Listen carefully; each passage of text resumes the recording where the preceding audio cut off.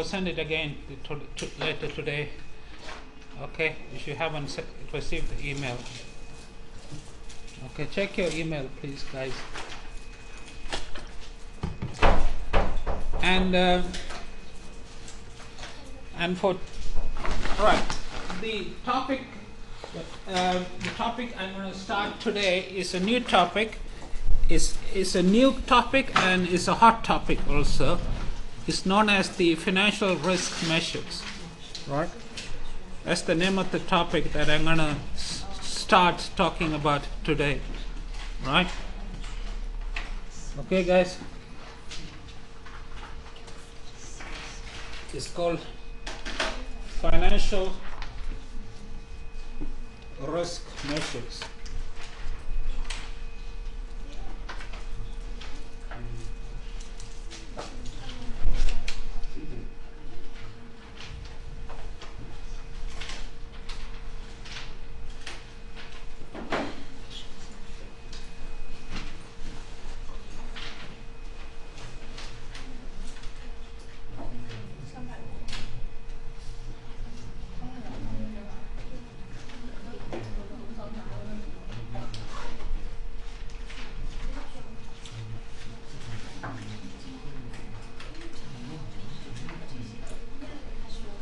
Come on, guys.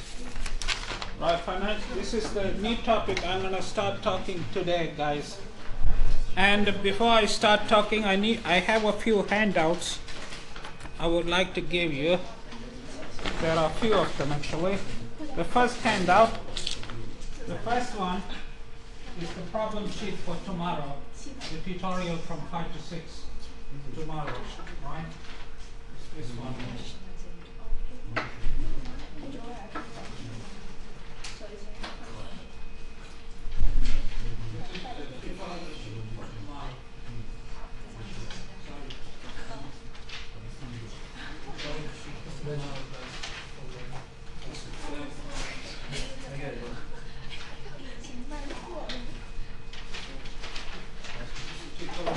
Tutorial sheet for tomorrow, guys.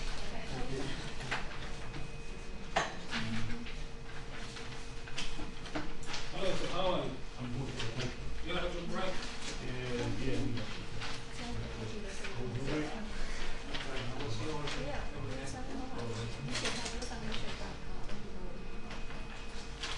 Alright, that's the tutorial sheet.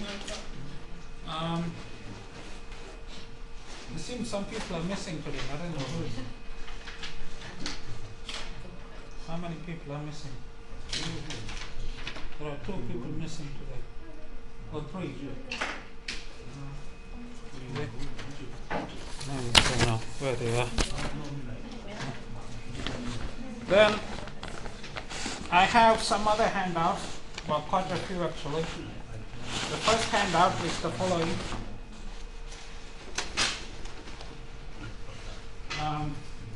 This handout is some pictures you like to see. These are pictures.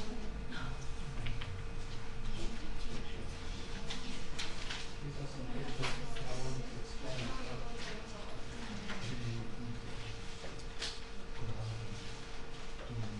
So, it looks nice.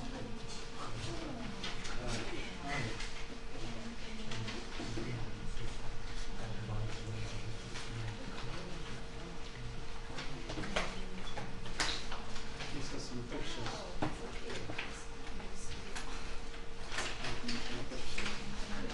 Then I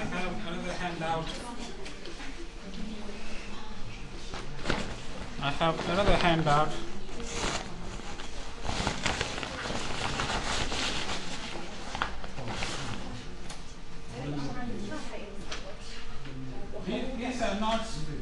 These are not some expected shortfall is one of the risk measures I will talk about today or tomorrow maybe. So this is the topic, all right? This is the new topic, and I will talk about mainly two risk measures. One of them is called expected shortfall. The other one is called value at risk. So these are printed notes on expected shortfall.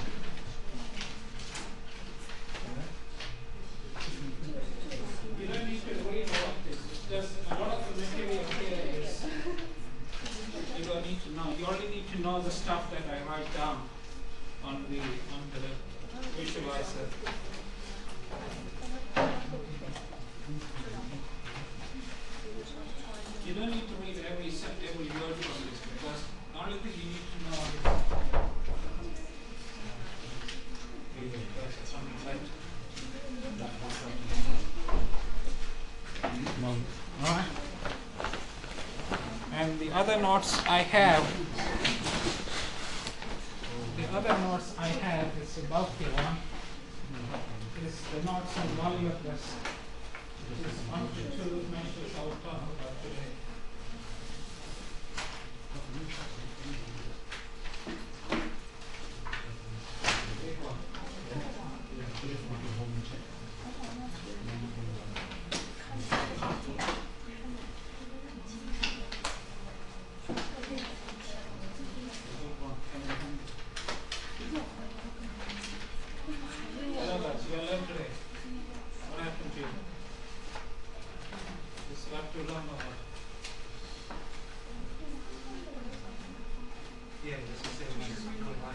You don't need to print them, I told you.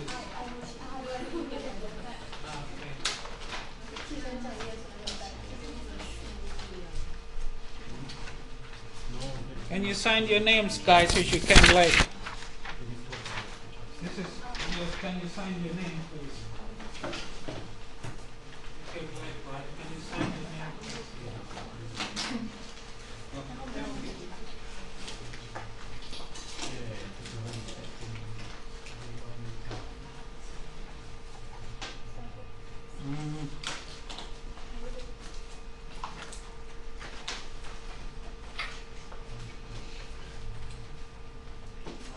This is not some expected shortfall.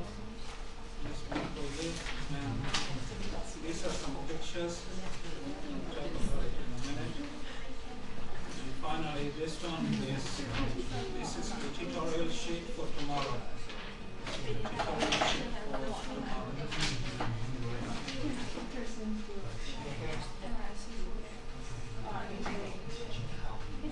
All right, guys.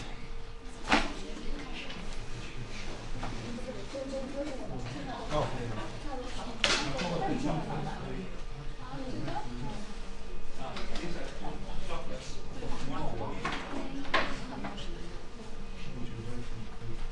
Okay, guys. I think it's enough now. We can start. We can start the lectures right now.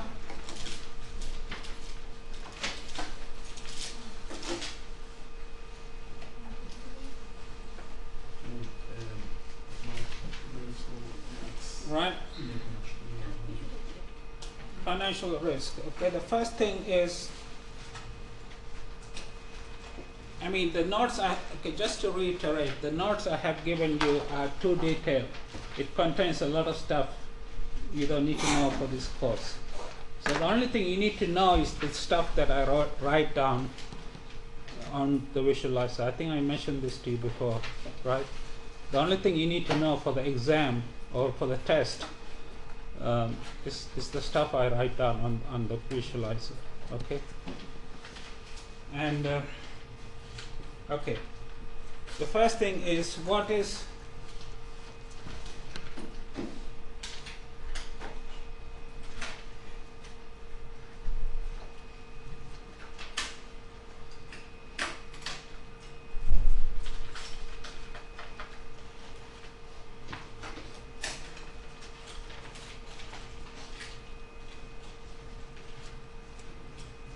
what is financial risk? And when you say financial risk, what do you mean by this, right?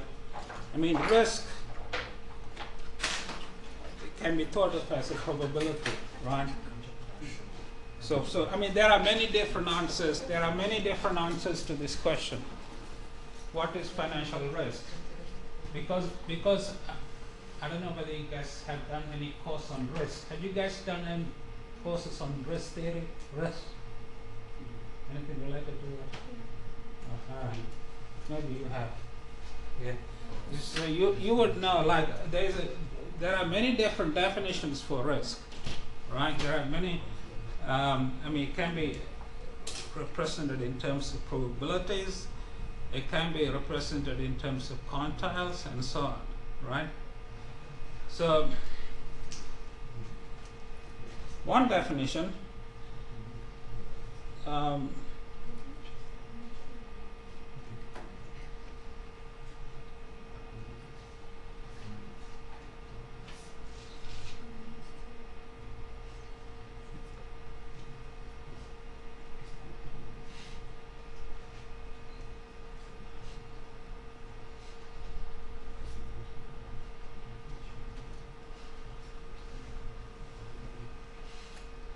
So one possible answer, I mean, as an example, is to say a risk could be, I mean, a financial risk could be interpreted as a probability associated with an investment. So if you're making an investment to start a company, for example, right?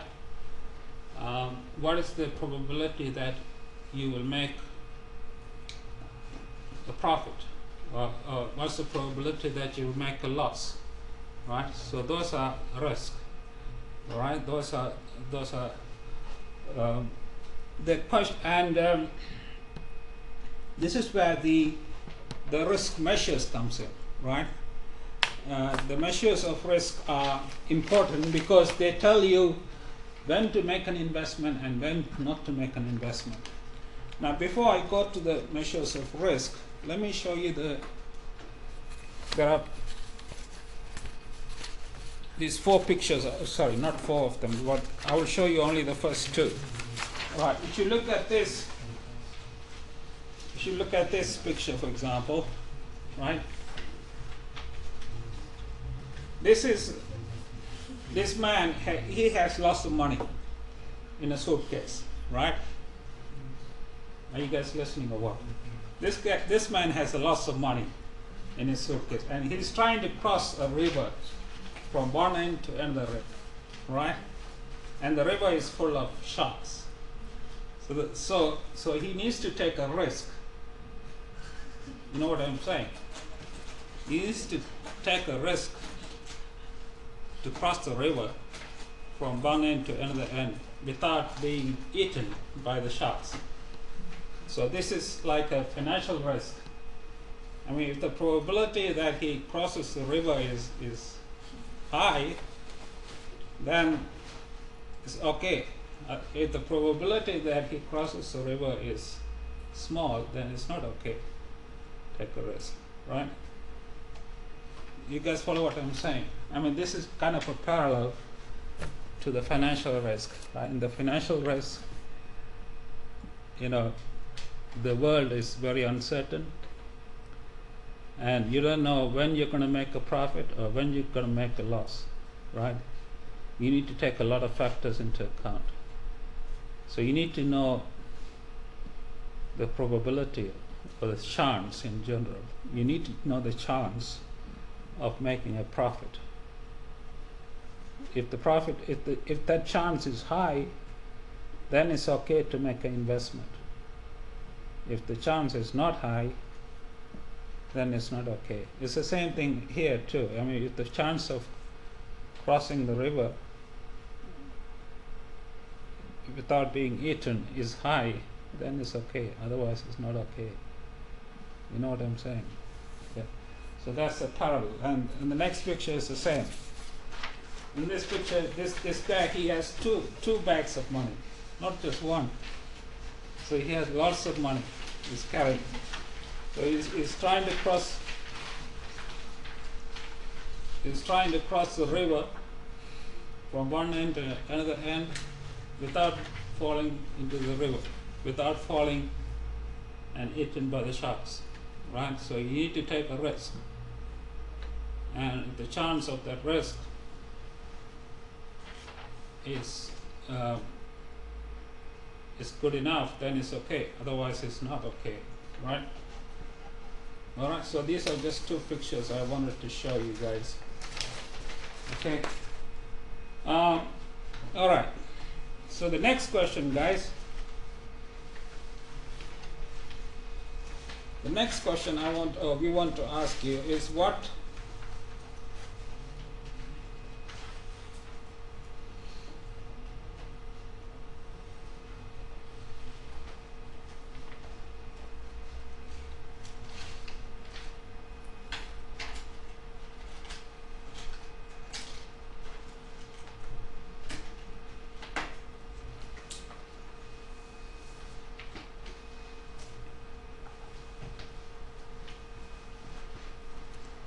what is the financial risk measure?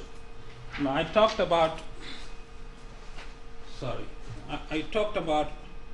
me see this. I talked about what the financial risk is.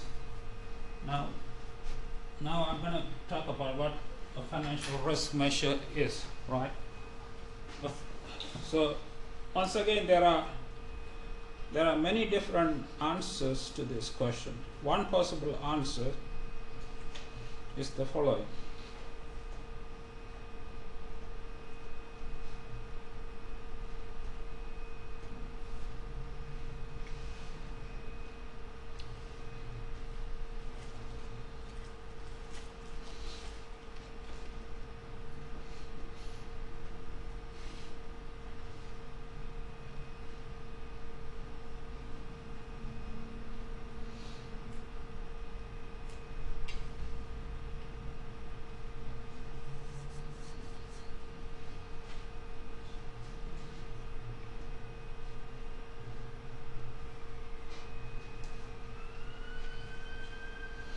Okay, probabilities associated with the risk, right?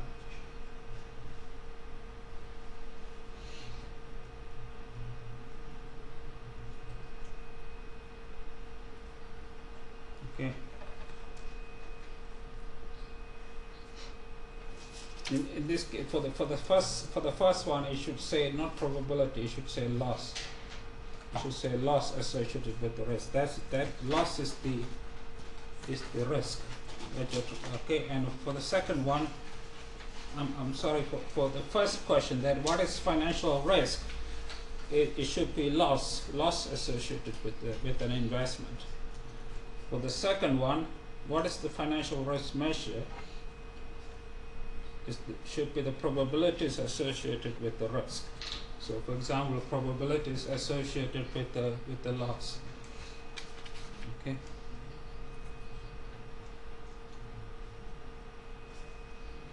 Now let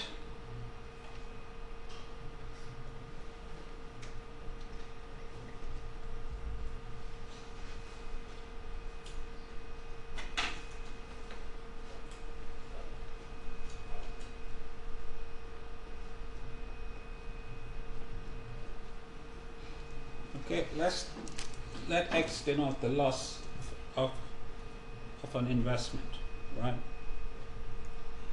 Now, how do we define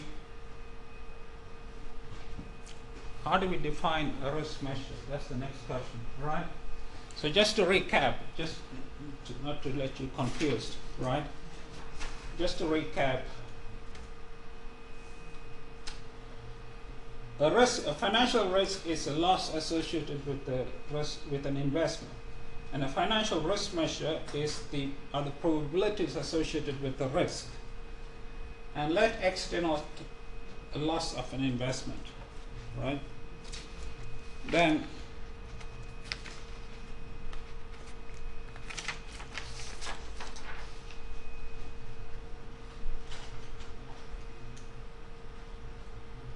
the next thing is the definition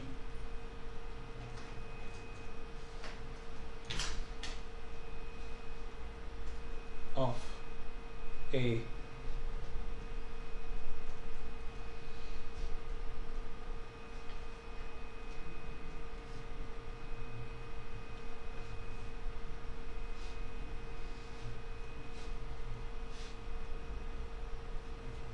definition of a risk measure. Okay, so that's what I'm going to define now.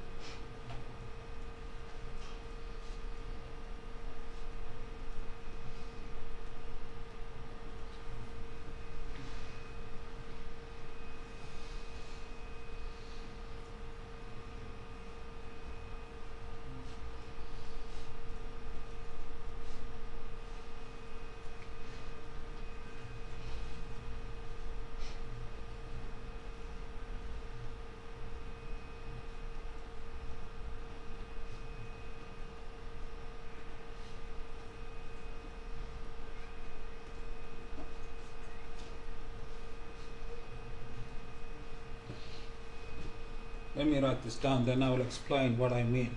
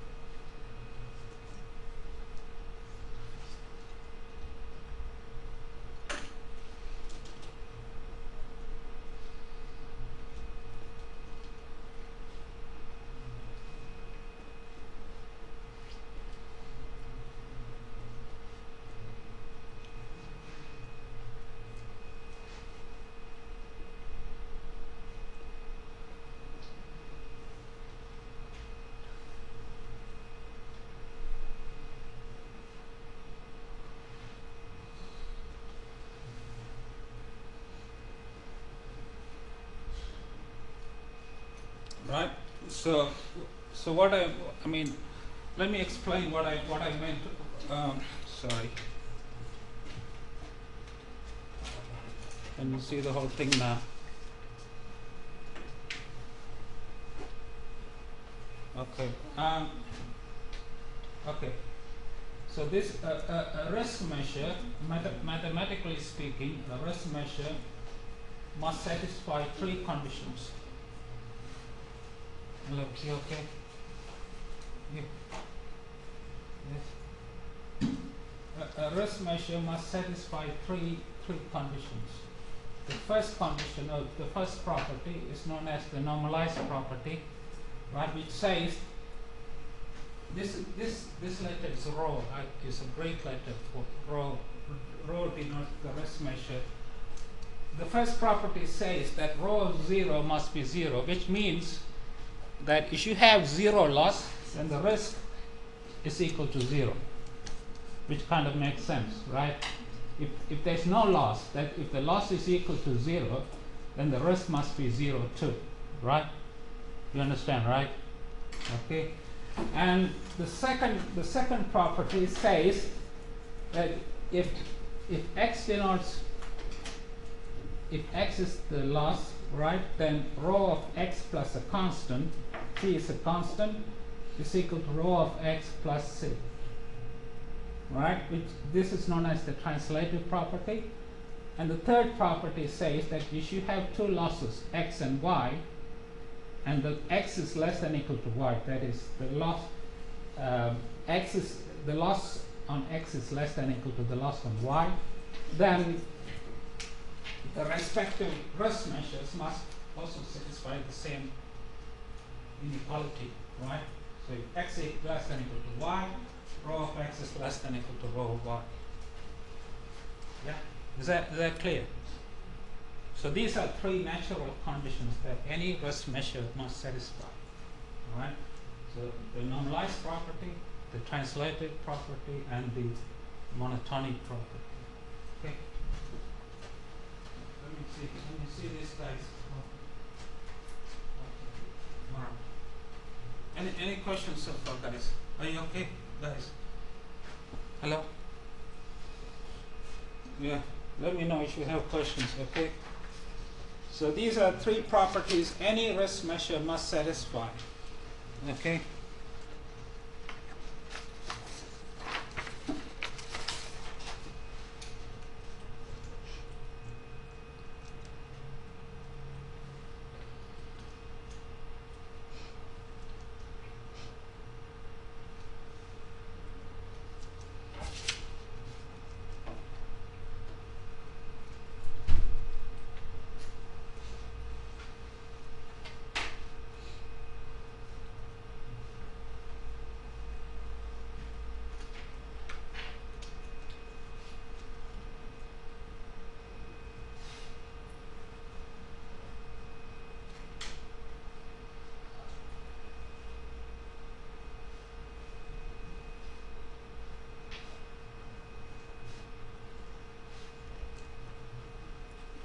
Do you guys know the term coherent? Coherent means something that is, I mean, it literally means is something good or something intelligent.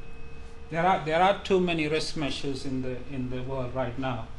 I mean, some of the measures are coherent, some of them are not coherent, right? So the word coherent means is a good thing. So for a risk measure to be coherent is a good thing. If it is not coherent, it's not a good thing, right? Okay, so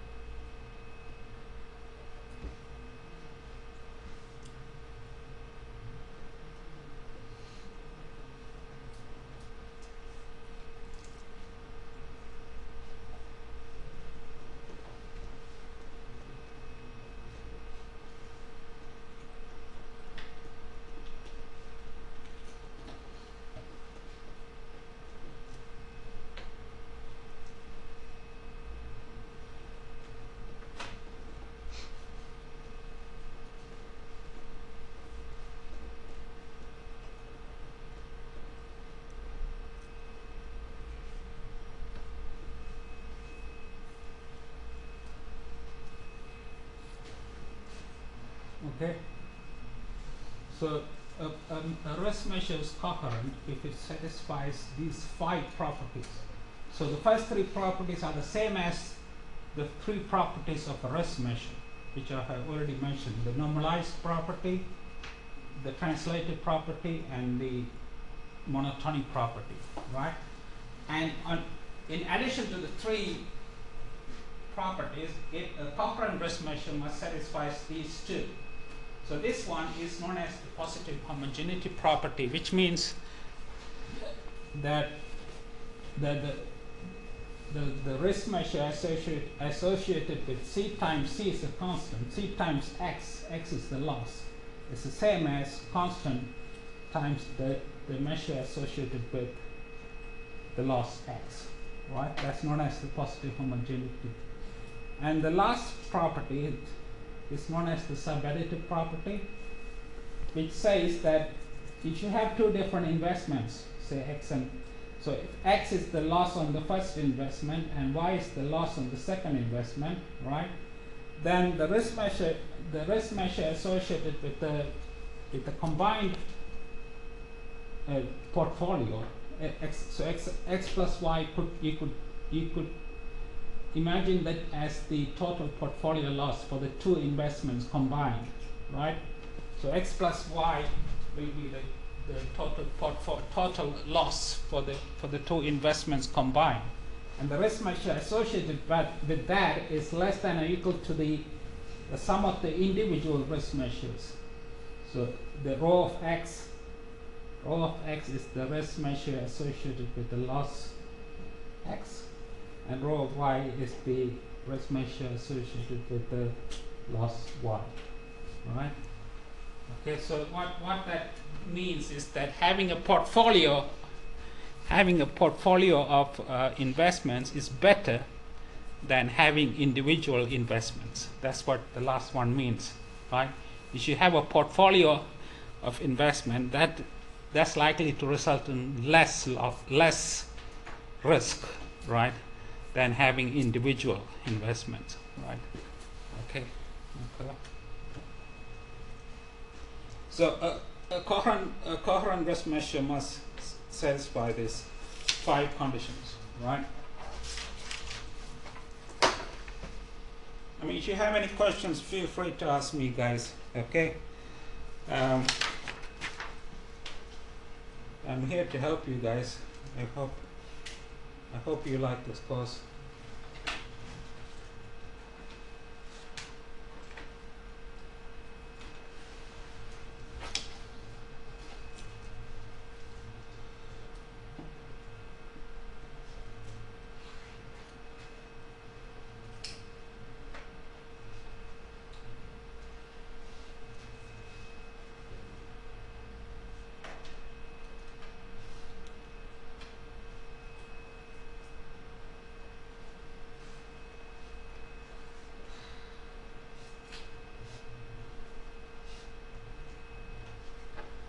Okay, now I'm going to talk about the 2 of the most popular risk measures in the world right now.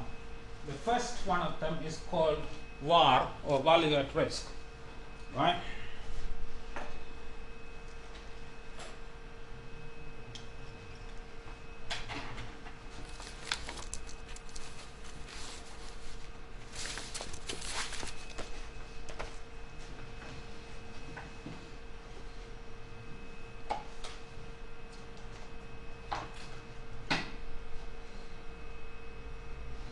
Okay, as before, let the variable x denote the loss of an investment, right?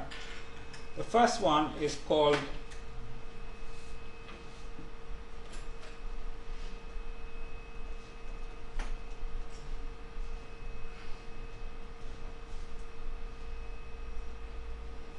okay.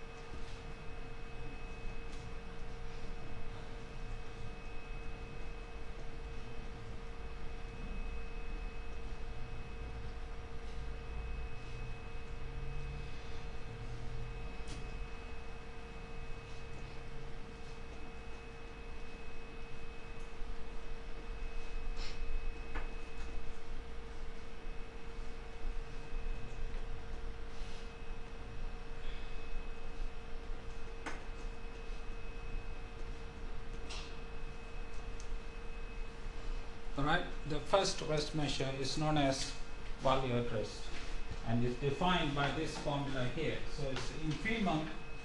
You guys know what infimum is, right? Yes, so it's the infimum of a set of all U where the CDF at U is greater than or equal to P.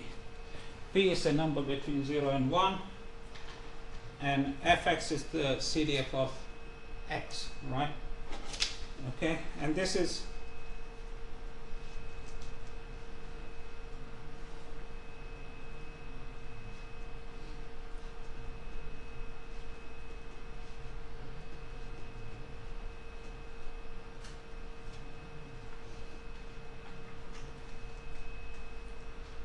you know JP Morgan, which is American insurance company.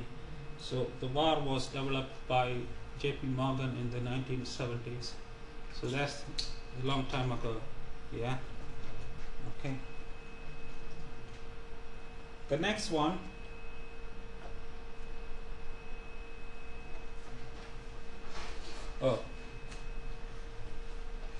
before I give the next one, let me give you like an interpretation what it is.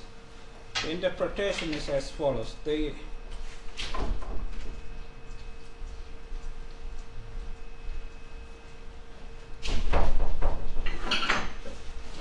interpretation for this is the following.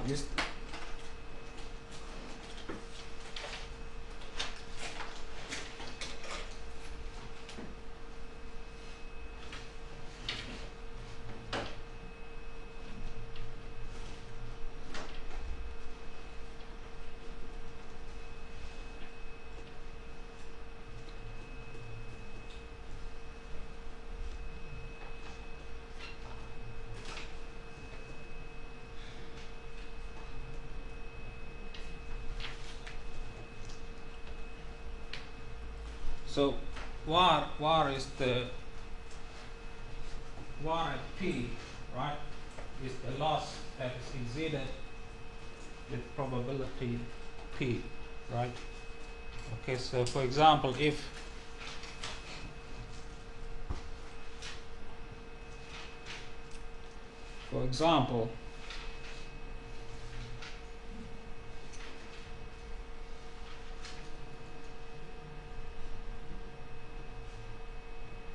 sorry, I should say probability. Did I say it should be 1 minus p, not p? I'm sorry, guys. Keep making mistakes here. It's the probability that is exceeded with probability 1 minus p. So var at 0.99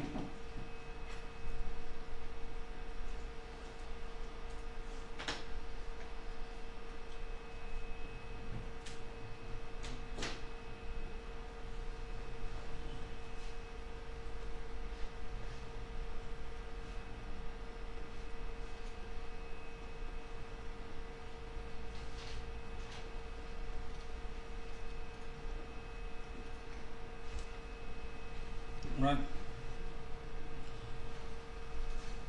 var at 0.99 has a 1% chance of being exceeded. So that's the kind of the worst, one of the worst losses that you can expect. If you start a new company, for example, the value, whatever the value that is given by this, will be exceeded with 1% chance, right?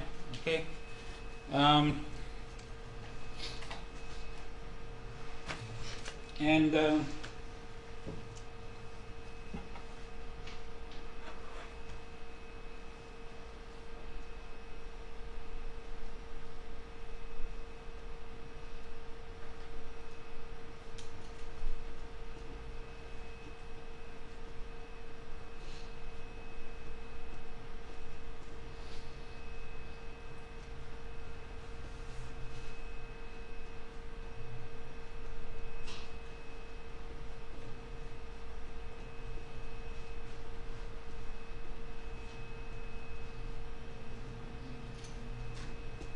Okay, so var at 0.999 will have a 0.1% chance of being exceeded, right?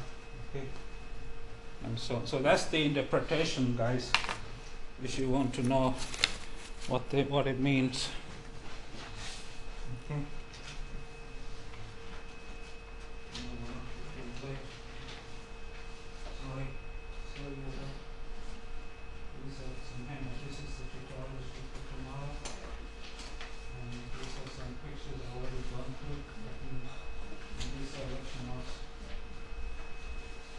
Okay, guys, so are you okay with this? Are you guys okay with this definition? Okay so far? You guys okay? Okay, let me know if you're not okay.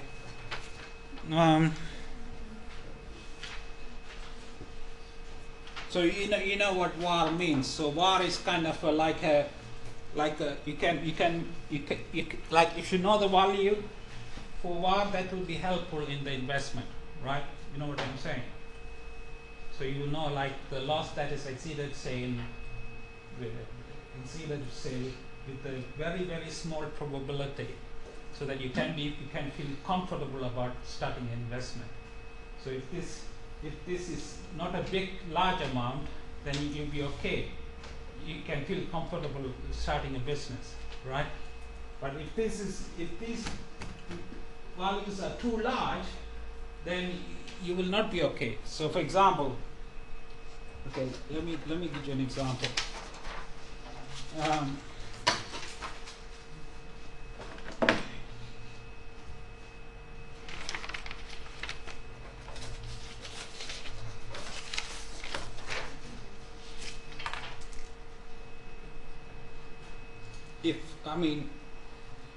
This is example continued.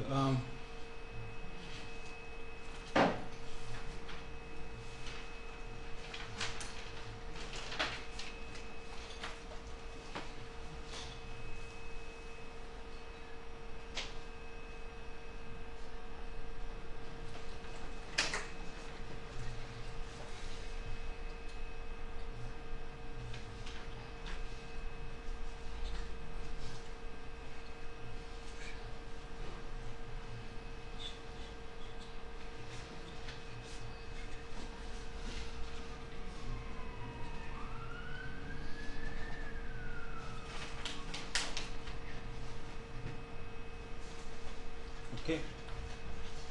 So for example, if the VAR at say 0.9999 is less than 10 pounds, that means the loss that will be exceeded with such a small probability, right?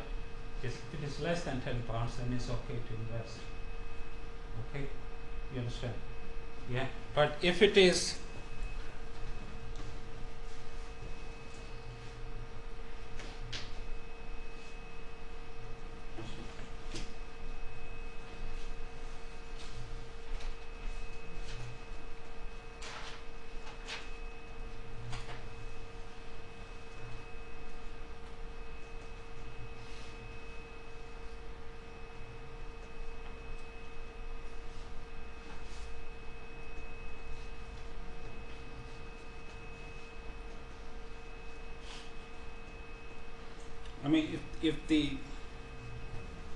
if the VAR that is be exceeded is greater than 1 million pounds, right? Then in this case it's clear. Although it's a very small probability, means although it's a very tiny probability that the loss will exceed 1 million, it could still occur, right?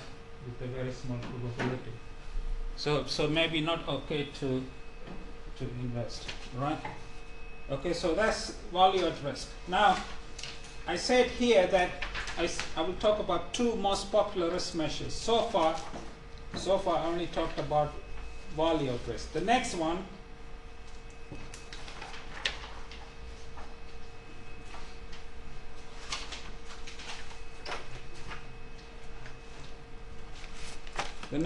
is the following.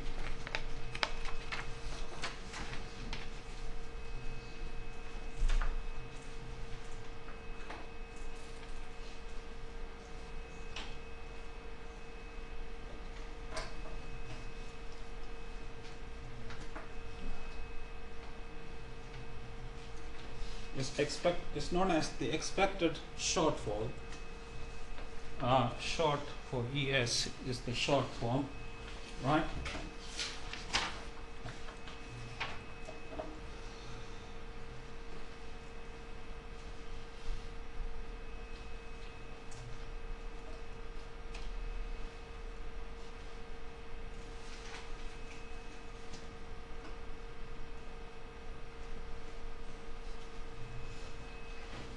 The expected shortfall is defined by the following formula.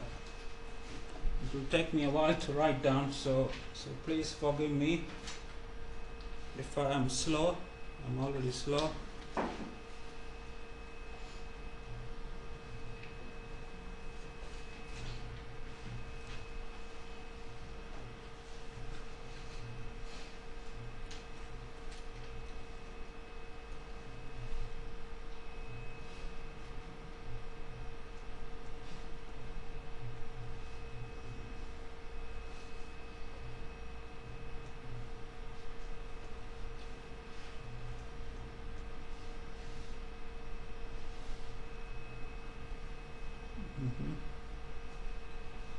So this close bracket, then plus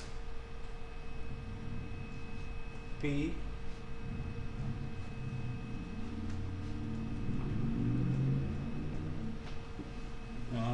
then minus. I think it's minus. Correct me. Maybe it might. Minus var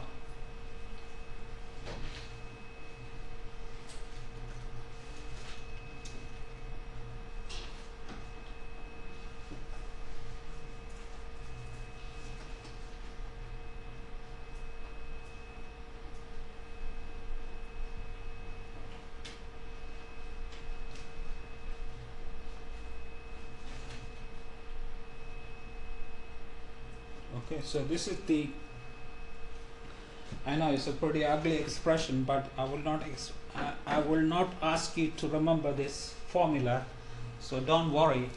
So this is the formula for the expected shortfall, which is the second most popular risk measure, right? Are you guys familiar with this notation? This notation I, you know what it means? If you don't know what it means, I will write it down.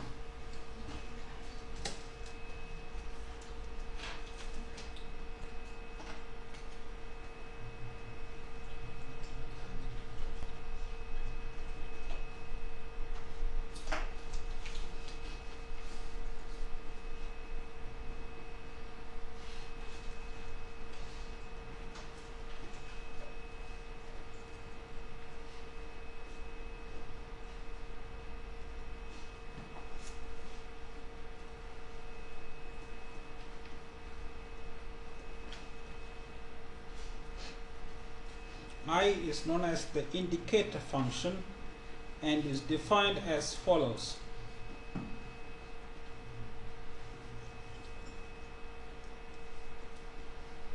It takes two possible values, 1 or 0. 1 if A is true, and 0 if A is false. Okay, so it's not a, I'm sure some of you have seen this, or maybe all of you have seen what an indicator function is, right? So anyway, this is the definition of the second most popular risk measure, and is due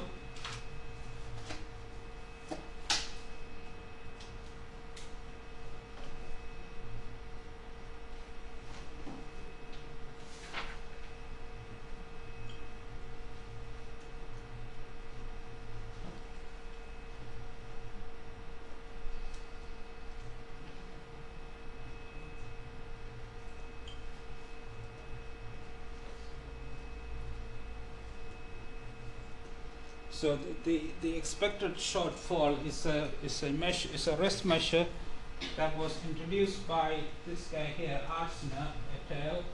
In the 1990s, right? Okay. All right, guys. Now,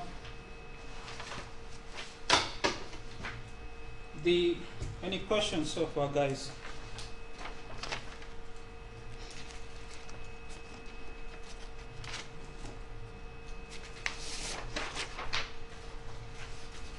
Any questions so far? Now the interpretation part, I'm going to talk about it now.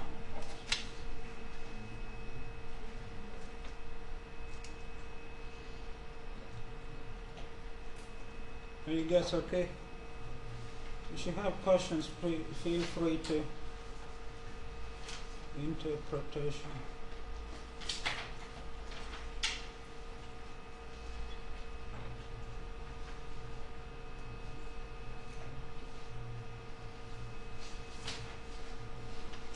What is the interpretation? I gave you an interpretation of VAR earlier, right? Now, what is the interpretation of expected shock? Is the average loss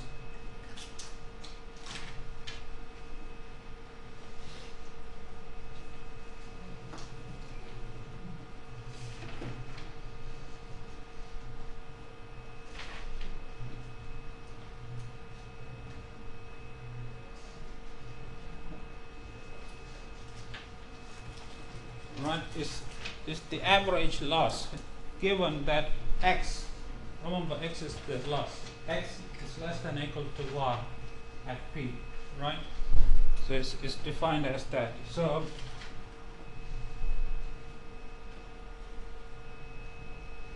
okay, so for example, if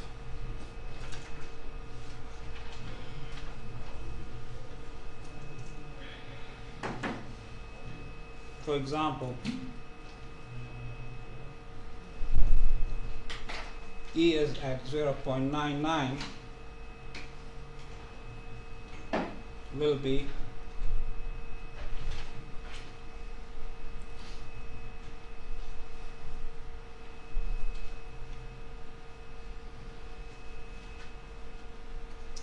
remember what how did we interpret var at 0.99? Do you remember what did we say? What did we say for var at 0.99? Is the loss exceeded with 1% chance, right? Yeah. Okay. So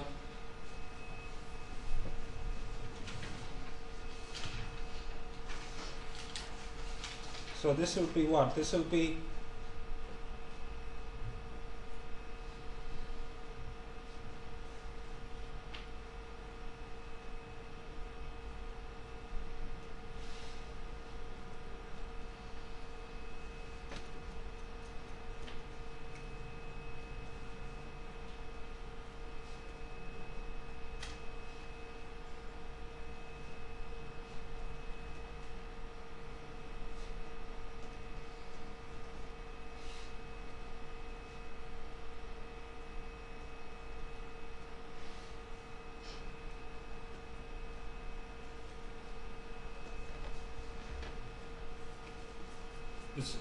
is average of all the losses that are not exceeded with 1% chance, right? So that's the interpretation, right? Similarly,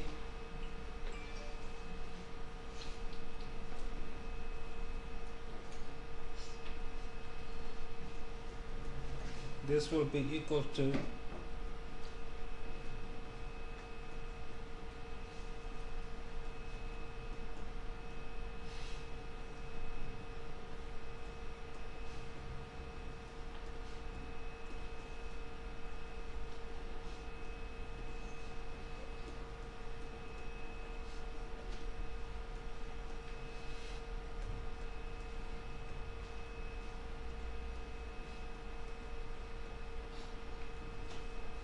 okay. Alright, so this is how you will interpret the expected shortfall. Right?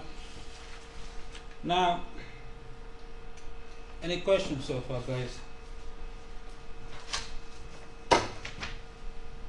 Okay. The next thing I'm going to talk about is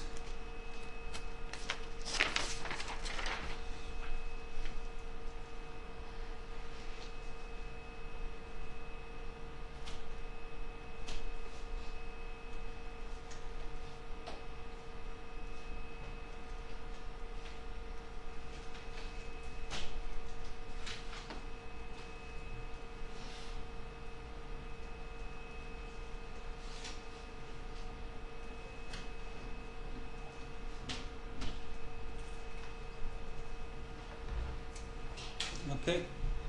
Now to answer this, do you remember what the Cochran risk measure is? I talked about a few slides ago, right? What the Cochran risk measure is, right? It must satisfy how many properties? 5 properties, right? It must satisfy 5 properties, right? So now the question is, we know that VAR and ES are risk measures. So in other words, each of them must satisfy the first 3 properties. The first 3 properties are the first one is the normalized property, translated property, and the monotonic property. So all the first 3 are satisfied by both value at risk and expected shortfall.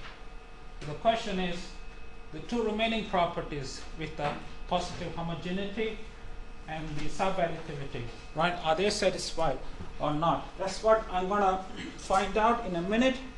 Before that, I'm gonna create a table. All right, this is a table. So let me write down all the properties. Number one is the normalized property. Number two is the translated property.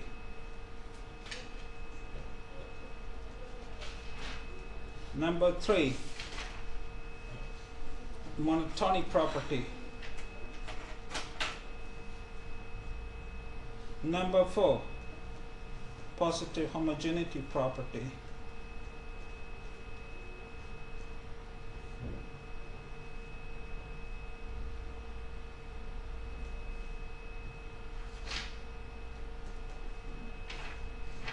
Number five is the subadditivity property.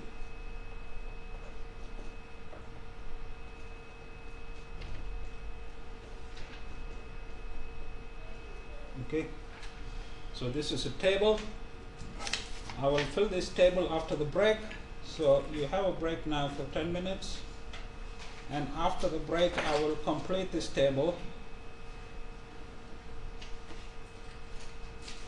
Okay guys, so let's take a break for 10 minutes now.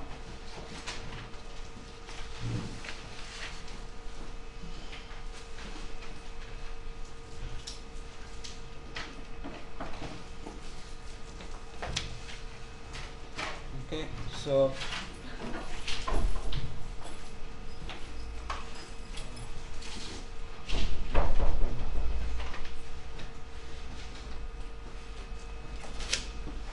yes, you have a question. Yes, I don't know why this one equal this.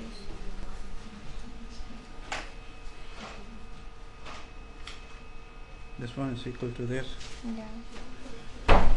Oh, that's because, madam, because as t goes to infinity, this goes to 0, right?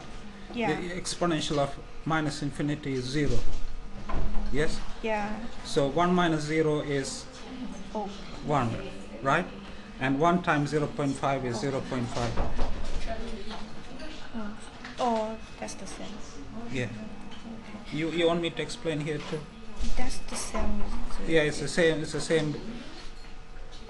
Yeah, it's the same argument. Same argument here. Yes. Yes. Okay, I know. Okay. The quiz 3 answer I handed. I Yeah. think I made some mistake. Can I fix it? Okay. Okay. But no, I think you need to. It's here. I think you need to check where it is. Thank you.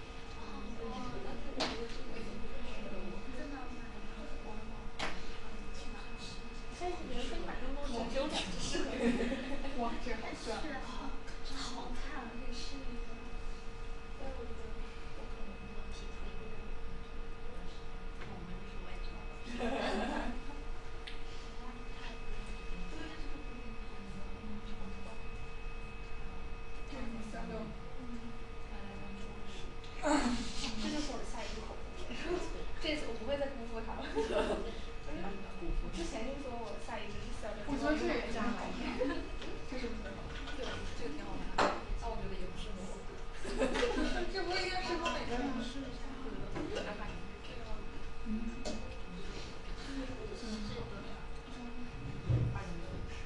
那这就是100万，就没用了。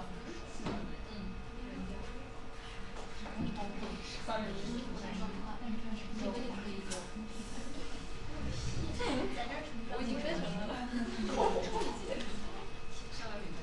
他那主持人我们这都老熟人了，团体价。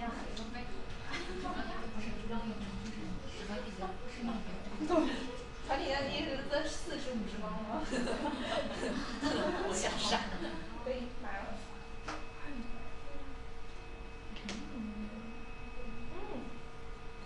给自己当偶像了。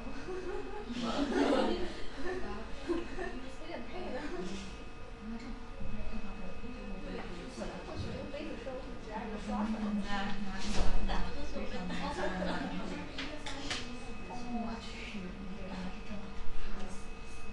那你是不是之前的控制很好？我也是，我也不知道为什么断掉。我是来大姨妈的。我也来。口红突3年。太丑了。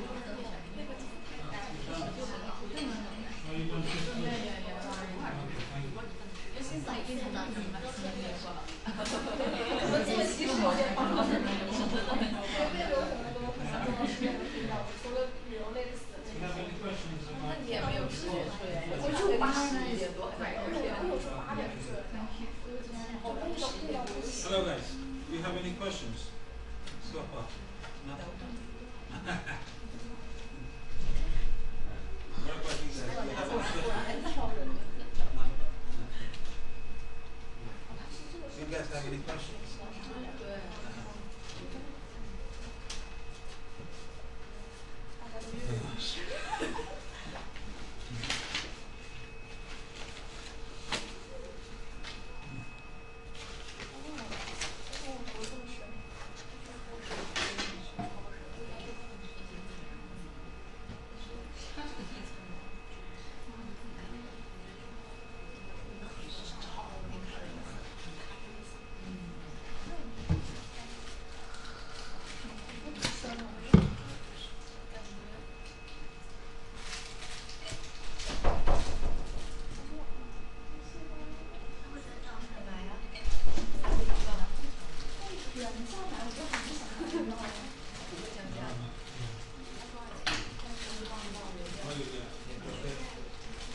你们这没有，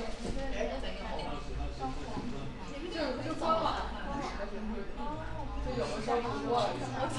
好漂亮。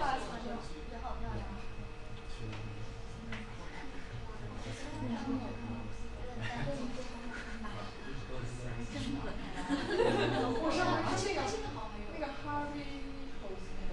我觉得那里对，我想看那个。是不是要很美？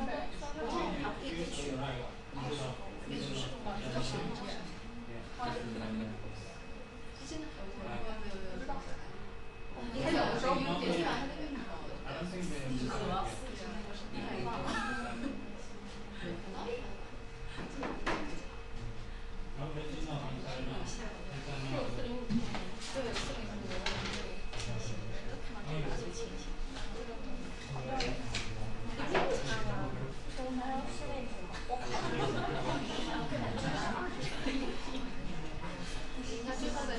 对啊，我没想到他们还是这个。行吧，那我少再试一下。就看不上水水纯颜色。对啊，就是吃到后面。不知道。我都没试过。啊，你没试过？我看那个颜色。对。你买过还是超市的？哦，之前过来是All right, guys. Can we start again, please? Can we start? Where's There's one person missing. Don't know what he is. Okay. Can we start? Okay. So the question was: are the two measures, the VAR, value at risk, and ES, the expected shortfall, are they coherent risk measures? Remember, the word coherent means good, right, or intelligible, or things like that. You know, which means so having a risk measure coherent is good. Is a sign of, it's a good sign. Okay. Okay. So the question is, so what we are looking is, we are looking to see all these 5 boxes satisfied. Right. Now it can be. I'm not going to show you the proofs, but maybe later on tomorrow I'll give you some of the proofs. But for the VAR, both these are satisfied. I mean, for the normalized property, satisfied by both measures. The translated property is satisfied by both measures. The monotonic property is satisfied by both risk measures. The positive homogeneity property is satisfied by both risk measures. Now, the last one, the subadditivity property is not satisfied by this, but it is satisfied by this. So that's where the things get tough.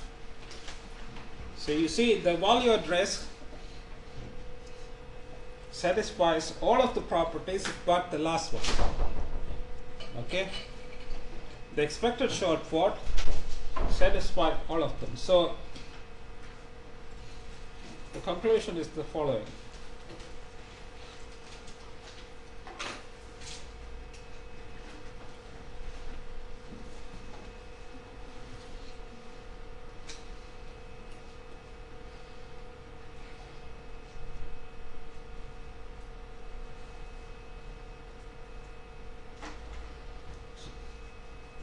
Right? But ES is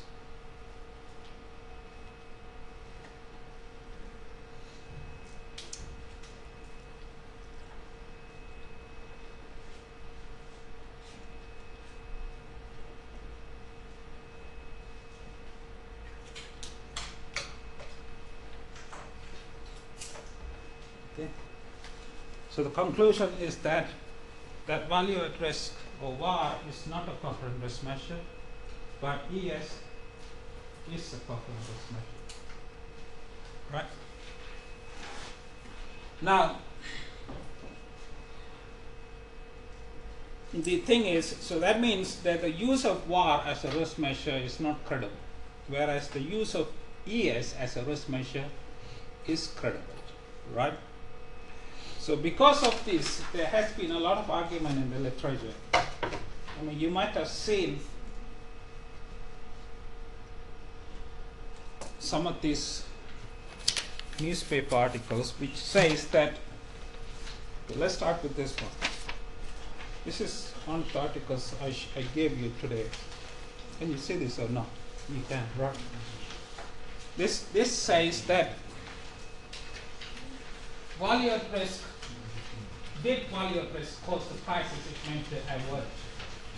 In 2000, it talks about the 2016, and there was a financial crisis in 2016. You may recall. A lot of people lost a lot of money, including in China and many other countries. A lot of people lost money. Yeah. So they were saying that because the VAR is not a coherent risk measure, it might have played a role in the financial crisis of 2016. Right? Okay.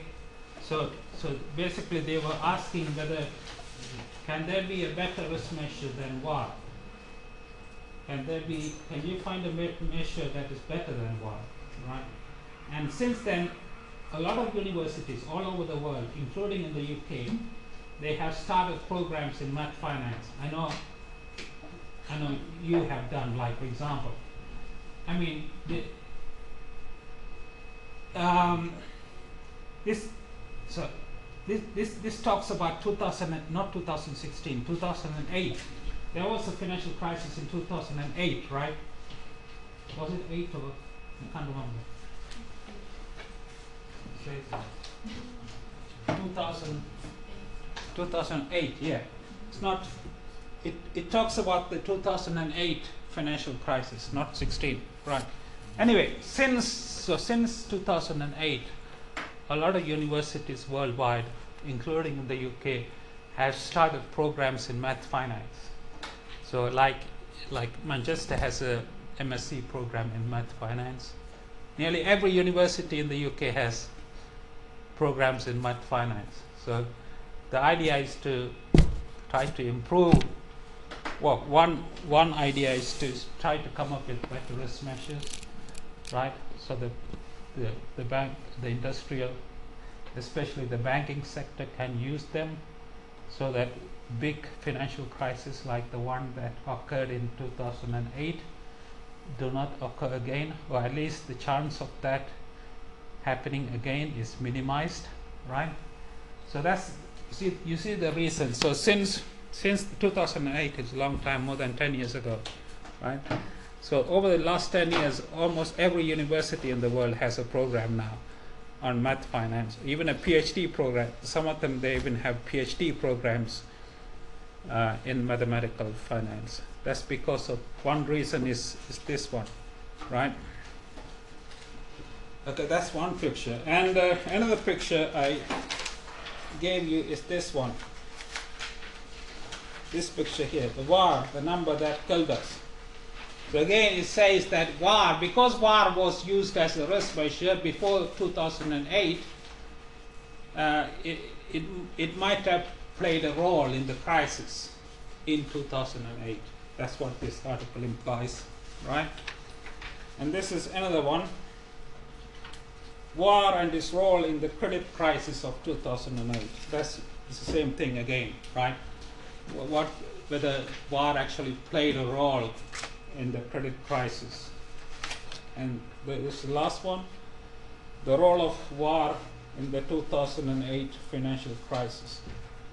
So all these are just, I know, big newspaper articles around that time, all of them saying that because war is not a coherent risk measure, as I explained to you a minute ago, right? Could it have played a role in the big financial crisis of 2008, right? So thereby suggesting that there need for better risk measures.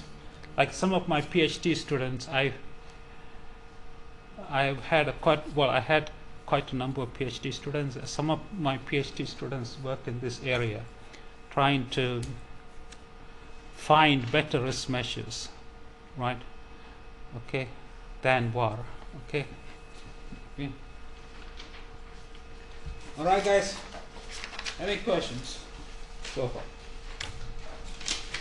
The next thing I'm going to talk about, the formulas. Just to go back to the formulas I gave you. Let me go back to the formulas I gave you. This is the formula that I gave you for war. Okay? And the formula that I gave you for expected shortfall is this one. I mean, both these formulas are pretty nasty. I mean, they're not really good looking. So the question is, can we find a simple formula, or simpler formulas for VAR and ES?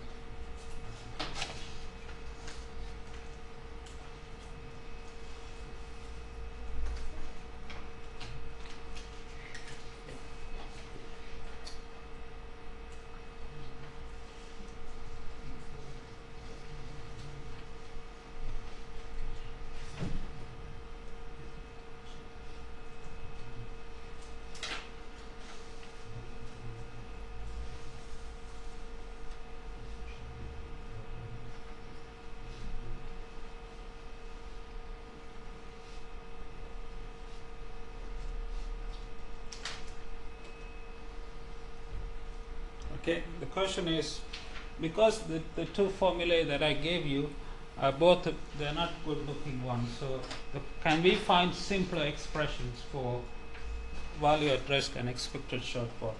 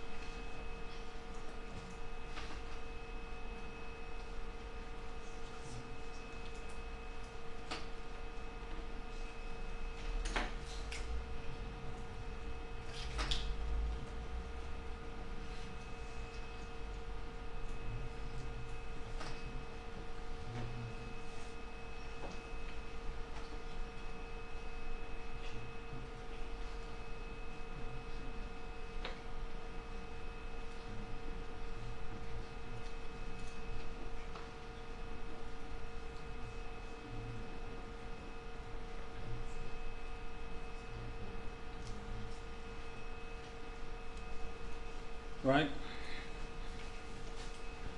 So if the variable x, remember x represents loss, right? So if that variable is a continuous random variable, then the formula for var and es can be simplified to this and this. So this is just the inverse of the CDF of x. And this is just simply the integral from 0 to 3 of this divided by 3. Right? So these two formulas are much simpler than the two formulae that I gave you earlier. Right? Okay.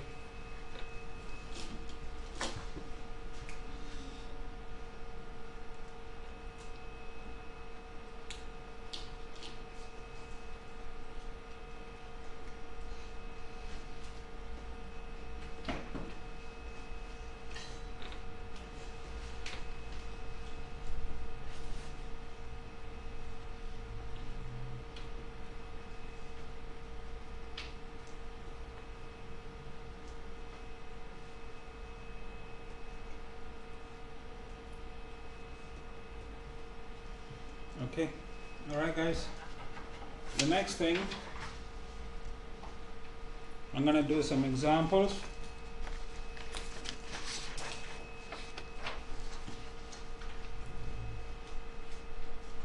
Example.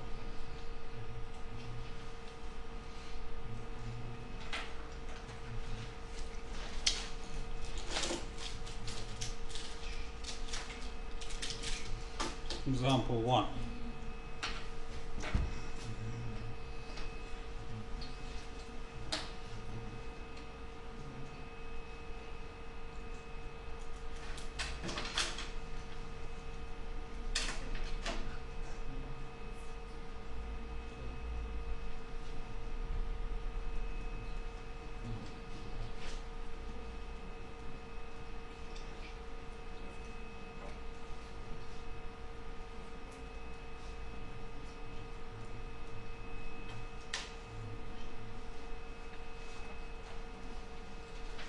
Okay.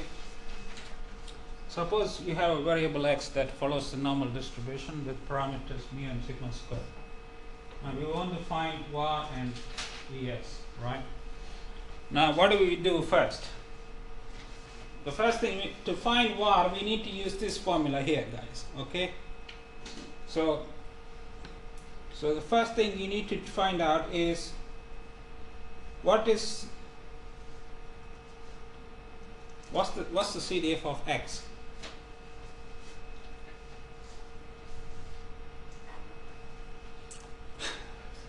Come on, guys. What's the CDF of x for the normal distribution? It's phi .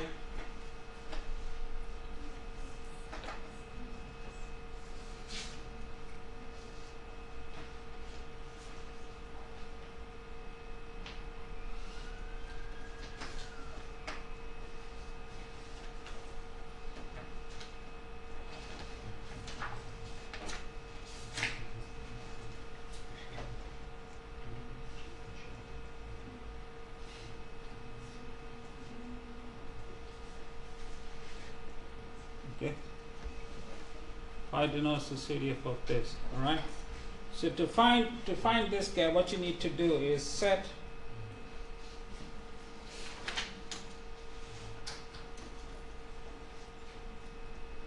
the CDF equal to P and solve for X in terms of P. So this implies that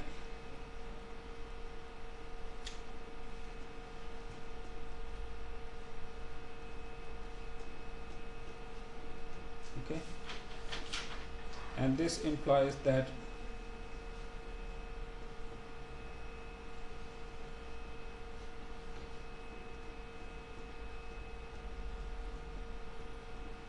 okay, and this implies that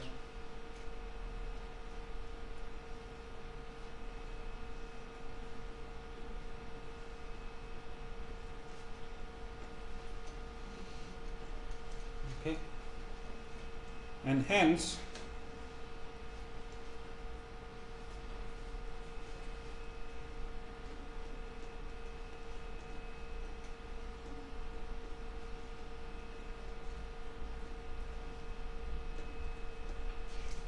so this is the formula for var.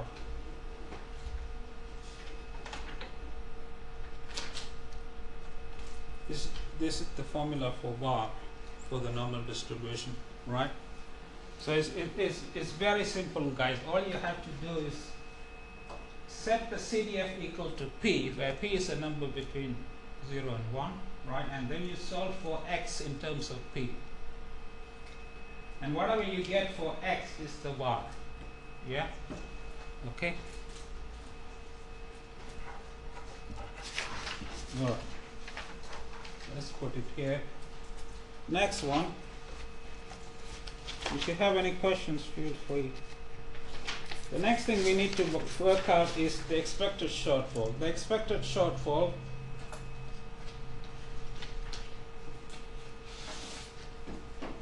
is, as you know, is 1 over P times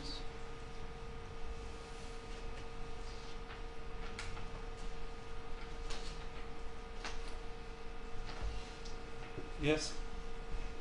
So this is gonna be 1 over P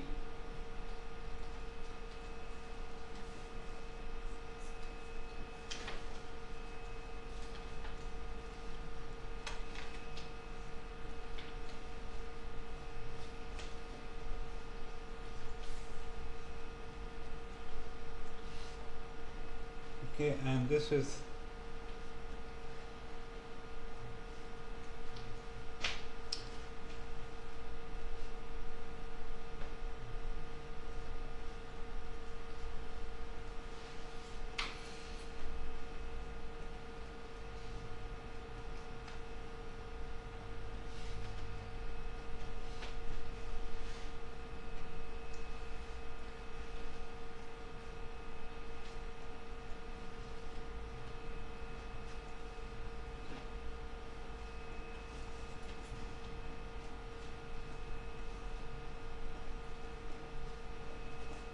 alright.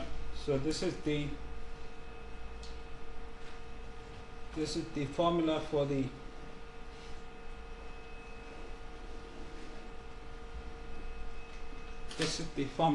expected shortfall for the normal distribution, right?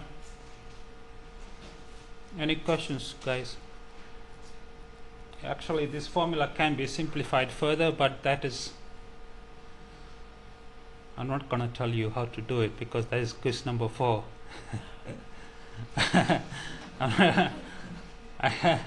You can actually simplify this formula to something which is neat. Yeah. Yeah. Okay.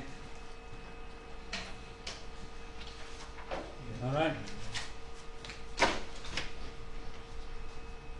Maybe I will write down here so that just try and simplify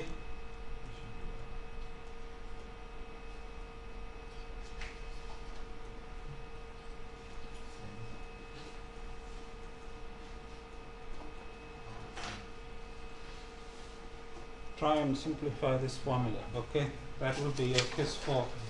I'll give it to you tomorrow. Okay.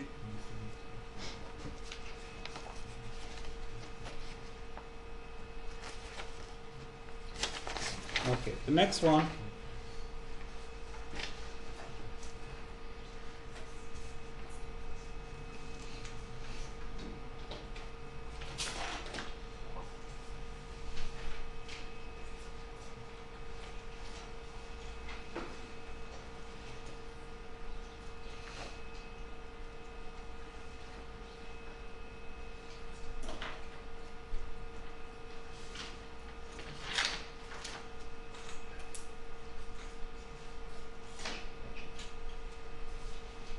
alright, suppose x has the uniform distribution on the interval a to b.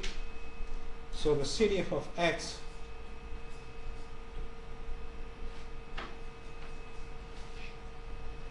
is what? X minus a divided by b minus a, right? This is the CDF of x, right? So set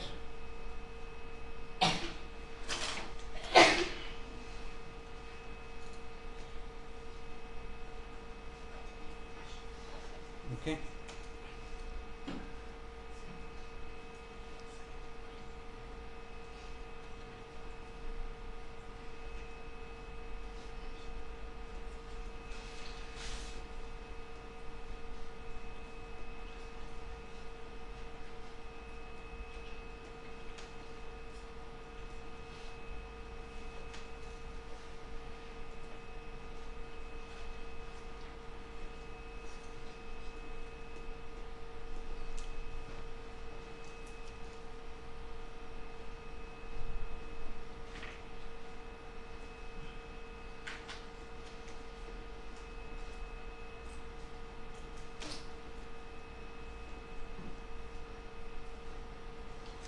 Alright, so this is the formula for var. Okay guys, is that clear? Yeah, that's the formula for var. Now to find ES, we need to use the other formula.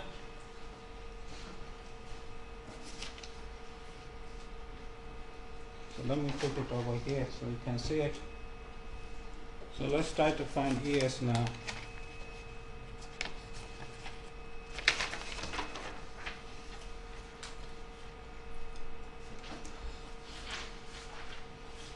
So ES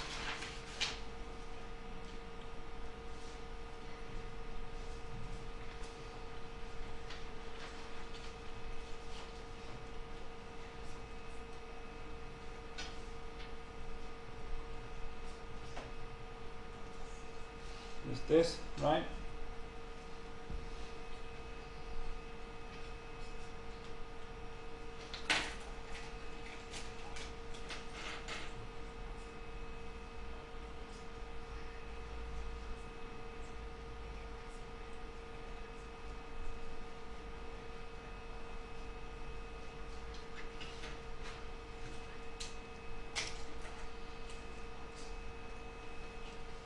And if you degrade this, it will be A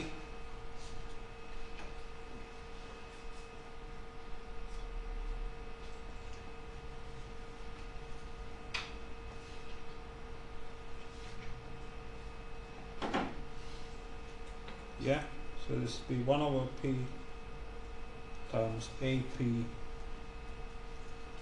plus P squared.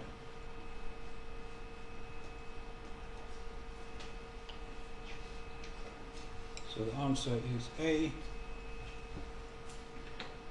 plus P over 2 times B minus A. So this is the formula for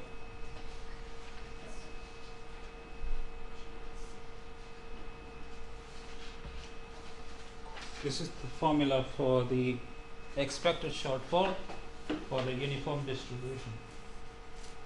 Is that clear, guys, or no? Any questions so far?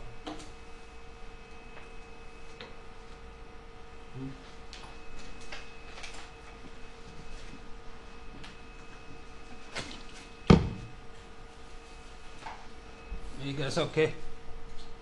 Are you okay? All of you? Yeah. All right. That's example 2. Now example 3.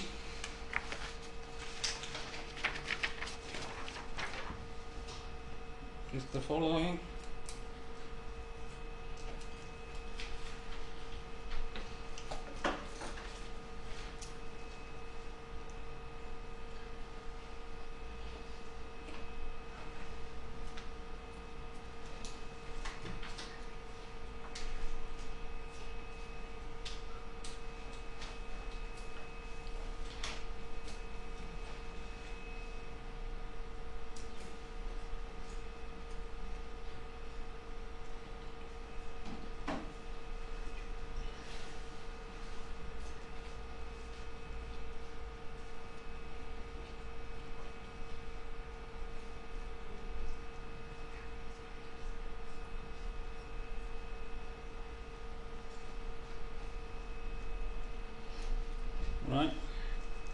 So here the x, which represents the loss, follows the exponential distribution with parameter lambda. Now I'm sure all of you know what is the CDF of x. Do you remember what that is? Don't tell me you don't know. You must. What's the CDF of exponential random variable? Hmm?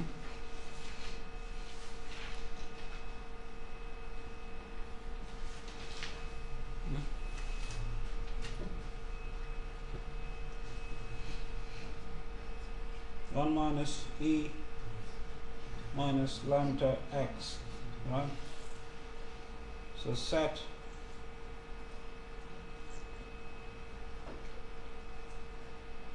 is equal to p, which implies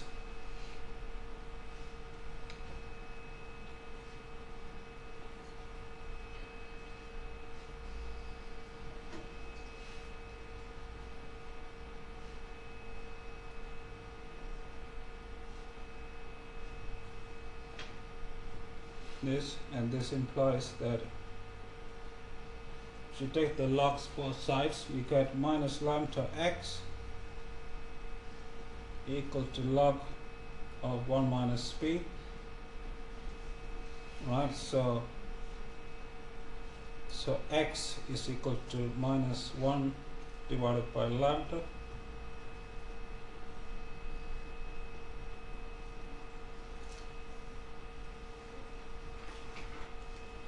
right? And this implies that var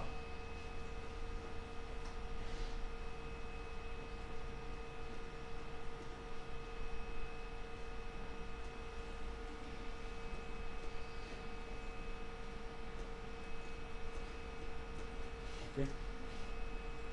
So this is the formula for var for the exponential distribution. Is that clear, guys? Okay.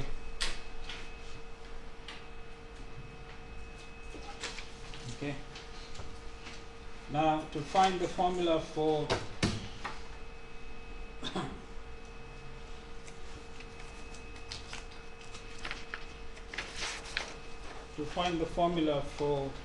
expected shortfall, we're going to use the formula that I gave you.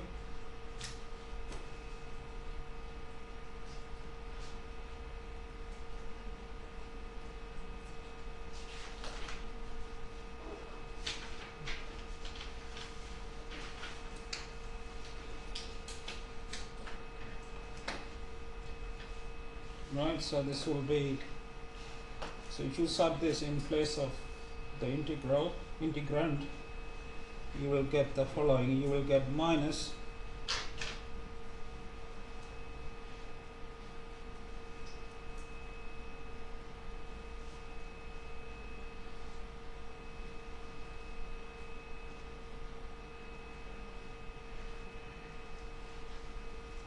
okay.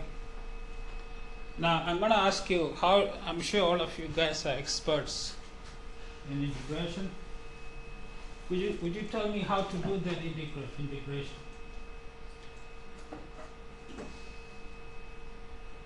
Come on, guys.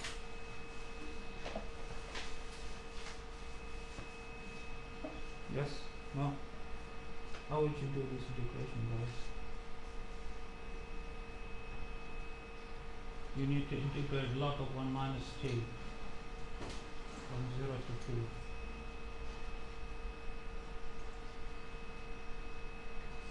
Anybody else?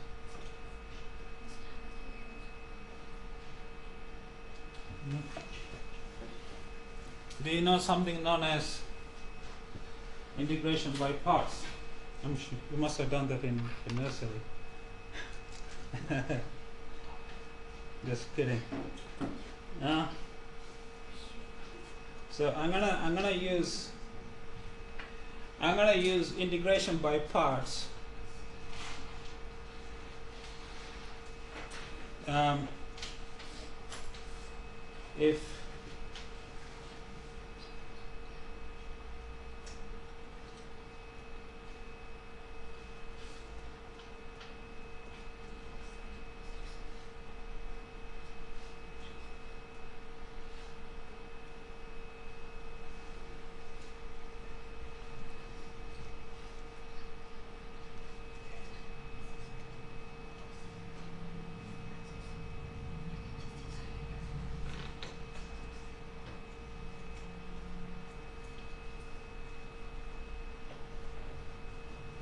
So this is, so what I have done here is known as, I'm sure all of you know, is known as the integration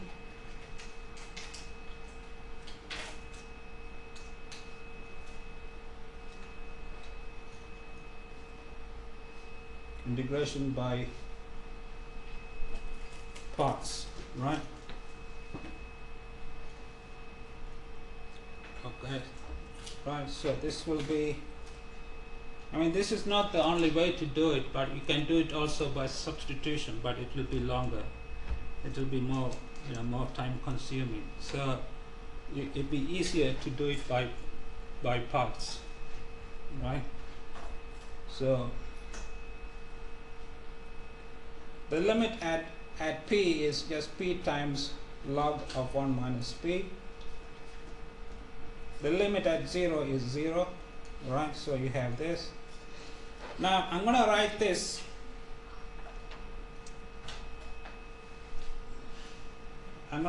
as follows.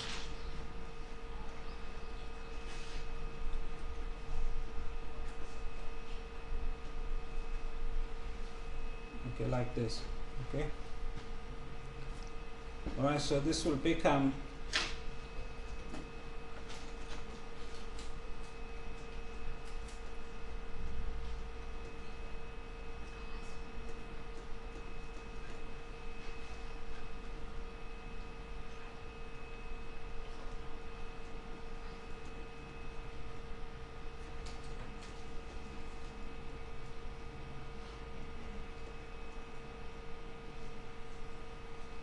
like this.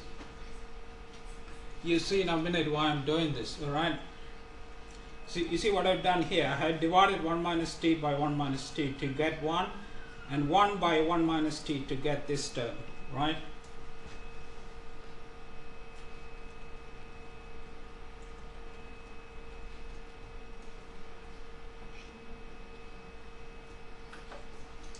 Now the integral of this is easy, right? So you have minus t, and the integral of 1 divided by 1 minus t is just simply minus of minus log of t, so it will be plus log 1 minus t. Then you take the limits from 0 to p.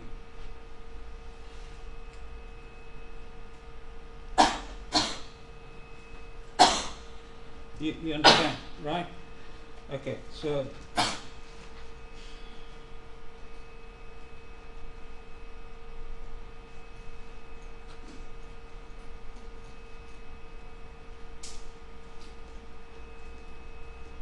the limit at p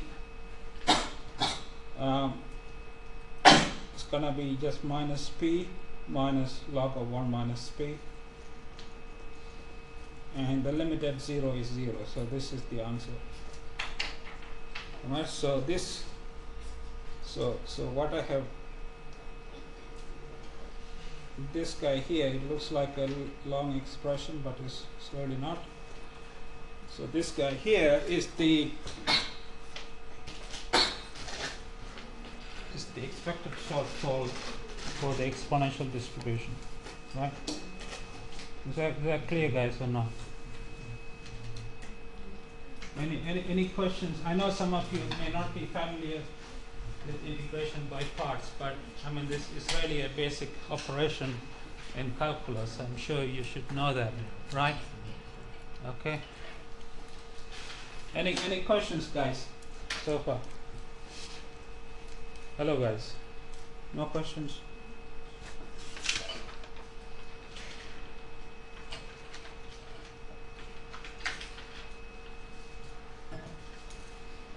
Alright, the next thing I'm going to talk about, I don't know whether I will have the time today or not, but is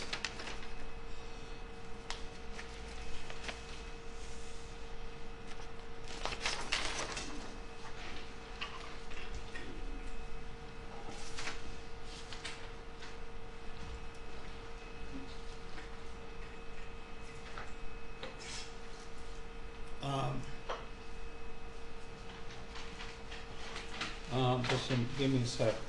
Is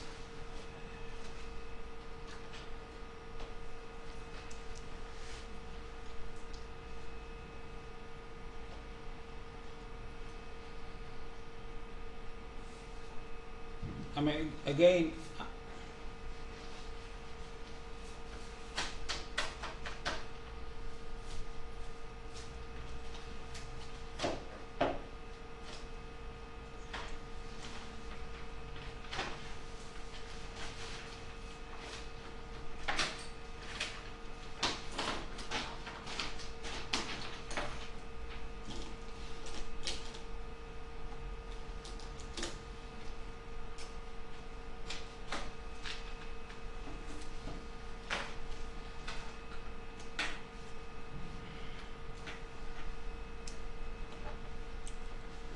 okay, you remember the value at risk satisfies the first four properties. That is, the normalized normalized property, the translated property, the monotonic property, and the positive homogeneity property, right? And I would like to show you how to prove these four properties, right? So starting with the first property, which is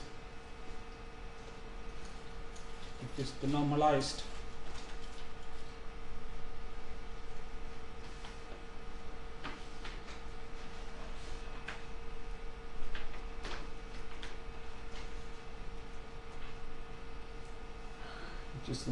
property. According to the normalized property, the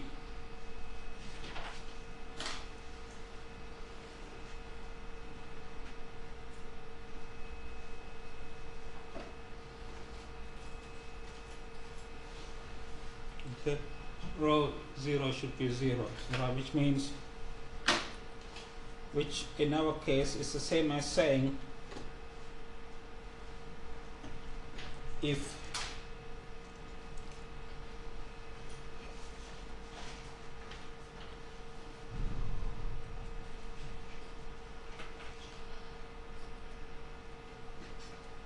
value at risk of the variable, if the variable is equal to 0, right, then the value of it,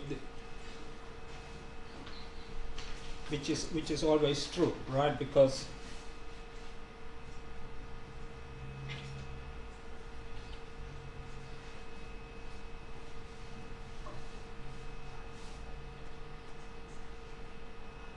right. Remember, if the variable x is equal to 0, then var at 0 must be 0, right? Because it's a constant. Do you follow what I'm saying? Yeah. Okay. If the constant, it must be 0, right? The next property, that's the normalized property. Number 2 is the translated property.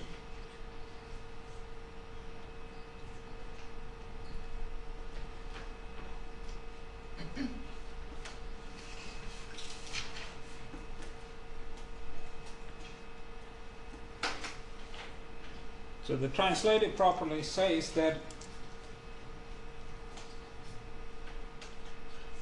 rho of x plus c is the same as rho of x plus the constant c outside, right? Which is the same as saying, in our case, it must be var at p of x plus c is equal to var at p of x plus the constant c outside. I think I ran out of time today, but can you, before you come tomorrow, can you think about how to prove this? I would like you to think about how you can prove this statement, right? When you come to the class tomorrow, I'll show you.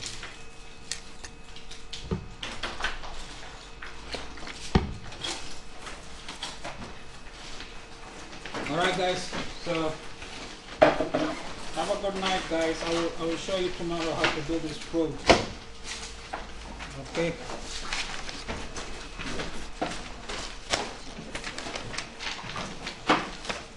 Do you have, somebody has the attendance sheet or something?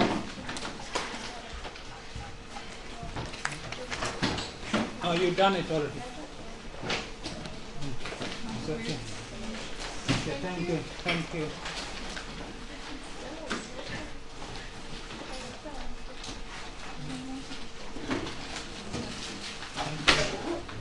Thank you guys.